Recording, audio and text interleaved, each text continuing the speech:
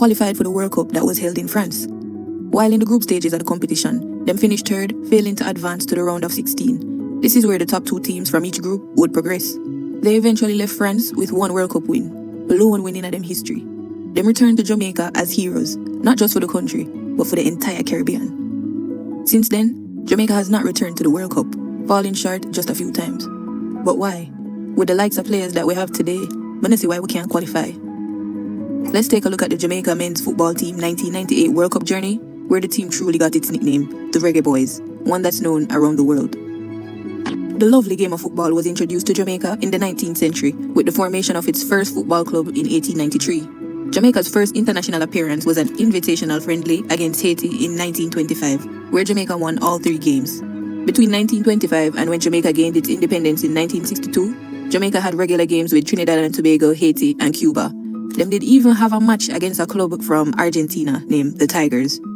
Those friendly international games were the start of Jamaica's football quest, with most of the home matches being played at Sabina Park.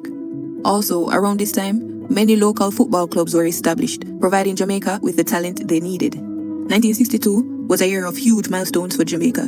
Not only was the year we gained our independence, but in football, it was the year that the Jamaican Football Federation joined the World Football Governing Body, FIFA. This meant that they could start competing in matches to qualify for the World Cup.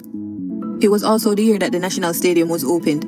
This is where all home games against the Jamaica national football team are played. And another name for the venue of the National Stadium whenever football is being played there is called the Office. Jamaica's first attempt at qualifying for the 1966 World Cup was unsuccessful, as the team did not make it past the qualifiers after being beaten in a 3-2 home game at the National Stadium. Jamaica again tried to qualify for the FIFA Games being held in Mexico, but the team was young and unprepared. Jamaica had only a couple remaining players from the previous World Cup, and the team had to rebuild because most of the players had retired or migrated to England or North America. Jamaica lost all their qualifying games that year. In 1982, Jamaica did not attempt the World Cup final set in Spain due to insufficient funds and a poorly prepared team. Jamaica did not participate in the 1986 World Cup because of suspension for affiliation fees that were due to FIFA. Normally, the best teams in CONCACAF don't have to enter the World Cup qualifying rounds until later, giving them an advantage over the rest. For Jamaica, they had to start in the very first round of qualifying in May 1996, a full 2 years before the 1998 World Cup they were seeking to play. In the 1998 World Cup qualifiers, Jamaica won 2-0 against Suriname and defeated Barbados 3-0 in the following round. René Simoes, who was made head coach by then, recruited English players with a Jamaican heritage to be a part of the national team. Paul Hall, Fitzroy Simpson, Leon Burton, and Robbie Earl were all named in the squad due to their Jamaican heritage. A plan that really paid off, as one of the 3 recruits, Leon Burton, scored the single winning goal in the matches against Canada and Costa Rica, the 2 games that were very important in Jamaica's first ever World Cup journey. The only goal of the match, as Jamaica win it 1-0 and they go to the top of the CONCACAF region. So after those wins, all Jamaica needed was a draw for qualify for the World Cup. And them do just that. At the Office too. Them do it on home soil at the National Stadium. So you know the scenes did crazy. After a 0-0 draw against Mexico, Jamaica secured its qualification and was ready for their first ever World Cup appearance. Prime Minister at the time, PJ Patterson, declared the following day a national holiday, calling it the greatest day in our sporting history. And just like that, the Reggaeboyz were headed to France for the 1998 World Cup. They were about to showcase Caribbean talent against the best teams in the world.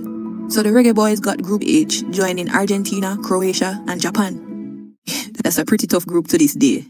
The Reggaeboyz played their first World Cup match on June 14, 1998 against Croatia, with the national anthem Jamaica Land We Love being heard at the World Cup for the very first time. After Croatia took a 1-0 lead, Robbie Earl scored for Jamaica on the very edge of halftime, the first World Cup goal in Jamaica's history.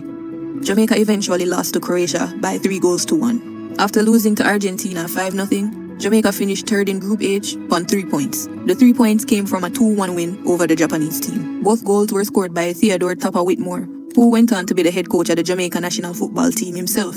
This remains the Reggaeboyz' first and only appearance in the World Cup, despite many attempts to qualify for the World Cup games. Jamaica made history by becoming the first English-speaking country from the Caribbean to ever qualify for the World Cup finals. And as Jamaica continued to fight to represent at another World Cup, that 1998 run will be the guide.